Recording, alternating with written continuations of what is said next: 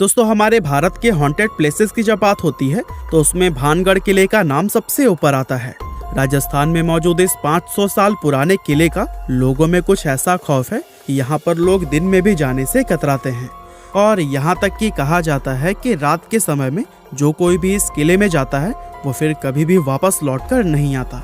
इसीलिए सरकार ने भी खुद बाकायदा बोर्ड लगाकर रात के समय में इस किले में जाने से प्रतिबंध लगाया हुआ है। और दोस्तों, खौफ का आलम तो यह है कि रिजर्व्ड एरिया घोषित किए जाने के बावजूद भी भारतीय पुरातत्व विभाग ने डर की वजह से आज तक यहाँ पर अपना ऑफिस नहीं बनाया है। तो फिर भानगढ़ के इस किले का इतिहास क्या है और आखिर क्यों आज इसको इतना ज्यादा खौफनाक और भुतहा माना जाता है, ये सब हम हमारी आज के इस वीडियो में आपको बताने वाले हैं। दोस्तों, भानगढ़ के इस किले का निर्माण आमेर के शासक राजा भगवान दास ने सन 1573 में अपने छोटे बेटे माधो सिंह के लिए करवाया था। उस समय यह किला पूरी तरह से खुशहाल हुआ करता था और इस किले के अंदर व इसके चारों तरफ लोगों की घनी आबादी रहा करती थी। लेकिन फिर अचानक एक ऐसी अनहोनी हुई जिससे कि इस किले की खुशियां हमेशा के लिए खत्म हो गई और एक समय खुशहाल नजर आने वाला यह विशाल किला एक भुतहा जगह में बदल गया।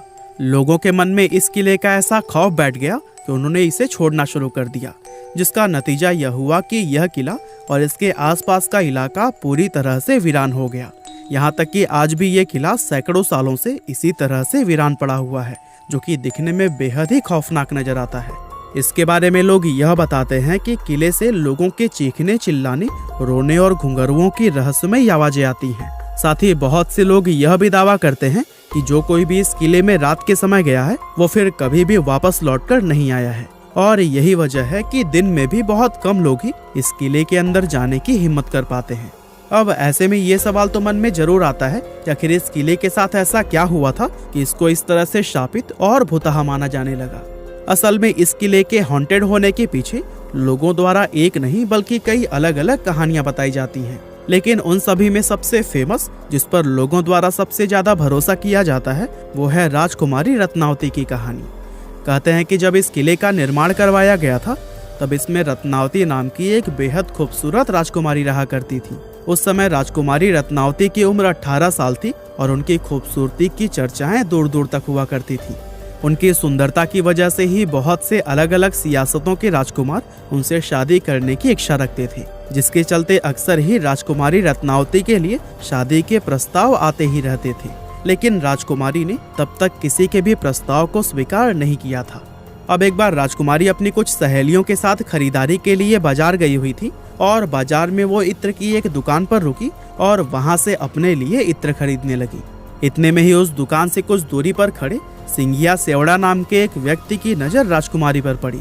सिंघिया सेवड़ा उसी राज्य का रहने वाला था और वो काले जादू का महारथी माना जाता था। राजकुमारी रत्नावती की सुंदरता को सिर्फ एक नजर में देखते ही सिंघिया उन पर पूरी तरह से फिदा हो गया और वो टकटकी लगाए राजकुमारी को घूरता रहा और उसी पल उसने अपने मन में यह तय कर लिया कि वो राजकुमारी को किसी भी कीमत पर हासिल करके रहेगा।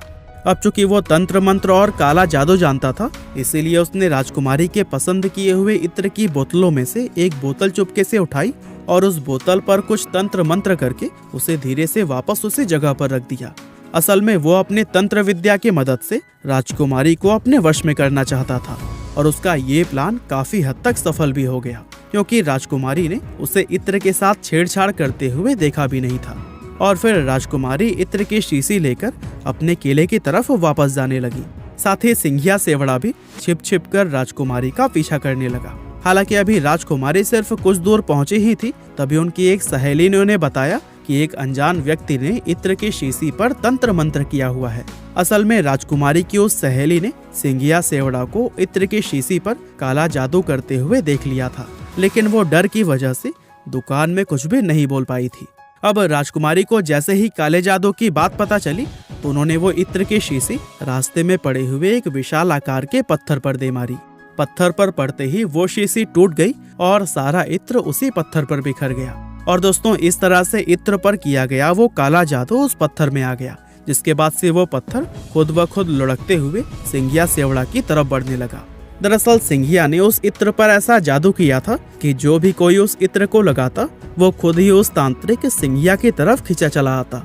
और चूंकि वो इत्र पत्थर पर लग गया था, इसीलिए वो पत्थर तेजी से उसकी तरफ ही बढ़ने लगा और पत्थर ने लुढ़कते हुए उस तांत्रिक सिंघिया को कुचल दिया, जिससे कि उसकी मौत हो गई। लेकिन मरने से पहले सिंघिया सेवड़ा ने यह शाप दे दिया कि राजकुमारी समेत इस किले में रहने वाले सभी लोग जल्द ही एक दर्दनाक मौत मरेंगे और उनकी आत्माएं हमेशा के लिए इस किले में भटकती रहेंगी। इस हादसे के कुछ ही समय बाद भानगढ़ और उसके करीबी राज्य अजबगढ़ के बीच में एक युद्ध छिड़ गया था। और दोस्तों, अजबगढ़ की सेना बहुत ही ज्यादा शक्तिशाली थी, जिसके चलते उनके सिपाही भानगढ़ के किले में घुस गए और किले में मौजूद हर एक पुरुष, महिला और यहाँ तक कि बच्चों को भी मौत के घाट उतार दिया, जिसमें कि राजकुमारी रत्नावती भी नहीं बच पाई थी। और दोस्तों, कहते हैं कि इस खतरनाक कत्लेआम के बाद से ही यह किला शापित हो गया था और उस नरसंहार में मारे गए मासूम लोगों की आत्माएं किले के अंदर ही भटकने लगी थी। दरअसल किले के आसपास रहने वाले लोगों को अंदर से अजीब अजीब आवाजें आती थी और साथ ही किले की तरफ जाने वाले लोगों के गायब होने की घटनाएं भी अक्सर सुनने को मिलती रहती थी। और दोस्तों, इन सभी चीजों के चलते ही किले के आसपास रहने वाले लोगों ने भी अपनी बस्तियां छोड़कर दूसरी जगह पर रहना शुरू कर दिया और देखते ही देखते यह किला और इसके आसपास का इलाका पूरी तरह से वीरान हो गया। इसके अलावा दोस्तों, इस किले के भुतहा होने के पीछे एक और कहानी यह भी बताई जाती है कि जिस समय यह किला बनाया जा रहा था, तब इस किले की जमीन के पास ही बाबा बालकनाथ नाम के एक साधु रहा करते थे।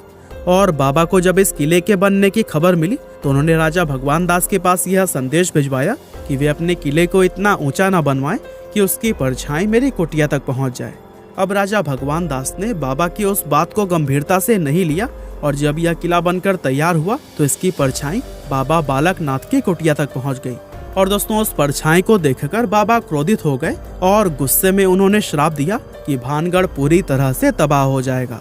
और दोस्तों, बहुत से लोग आज यह भी मानते हैं कि भानगढ़ किले की यह हालत बाबा बालकनाथ के उसी श्राप की वजह से ही हुई है।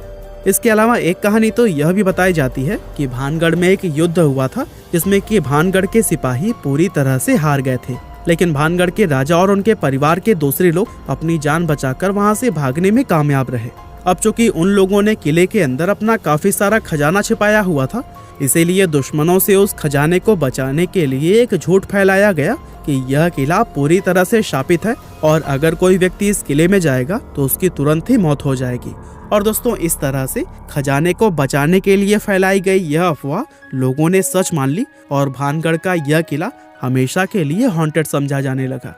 वैसे वजह चाहे जो भी रही हो, लेकिन इतना जरूर है कि इस किले को भुतहा बनाने में हमारी सरकार का भी काफी हाथ रहा है।